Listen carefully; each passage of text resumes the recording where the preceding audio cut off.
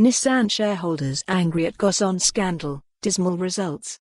Tokyo, AP, Nissan shareholders unleashed their anger at the Japanese automaker's management Tuesday for crashing stock prices, zero dividends and quarterly losses after the scandal-ridden departure of former Chairman Carlos Ghosn.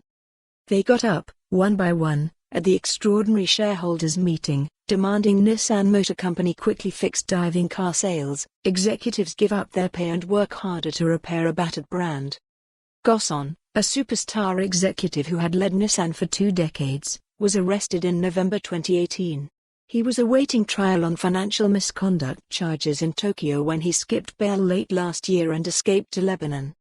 New Chief Executive Makoto Uchida apologized to shareholders for having allowed the misconduct of Ghosn and promised better governance, transparency and financial results, but pleaded for more time.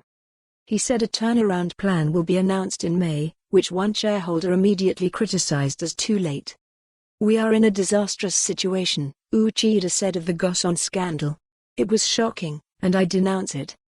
Uchida is among the 4 directors whose election was up for vote at the meeting held at a conference center in Yokohama, near Tokyo, where Nissan is headquartered. Uchida was tapped in December to replace Hiroto Saikawa, who was Ghosn's successor. Saikawa tendered his resignation last year after allegations surfaced about his own dubious personal income. Saikawa's resignation becomes final at the end of the shareholders' meeting. One shareholder asked if Saikawa was giving up his retirement pay. Another asked why Jean-Dominique Snard, chairman of French alliance partner Renault SA and Nissan board member, was seen leaving a previous shareholders' meeting in a Toyota. Saikawa did not reply. Snard apologized and said it was a mistake that had upset him as well. Global sales of Nissan vehicles have plunged. Nissan recorded red ink for the quarter through December, the first such quarterly loss in 11 years. Uchida said Nissan had prized technology, such as electric vehicles and automated driving, which would be featured in planned models. Also up for approval at the meeting was the appointment of Nissan Chief Operating Officer Ashwanti Gupta, who joined Renault in India in 2006, and has since worked for the alliance, which also includes smaller Japanese automaker Mitsubishi Motors Corporation.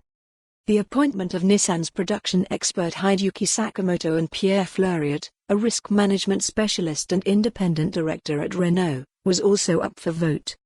Renault owns 44% of Nissan and so the proposals were certain to pass. But hanging over the meeting was Nissan's plummeting fortunes, its reputation tarnished over not only the Ghosn scandal but the shaky way it was handled at the company. Shareholder. For more on this story, visit the news article link.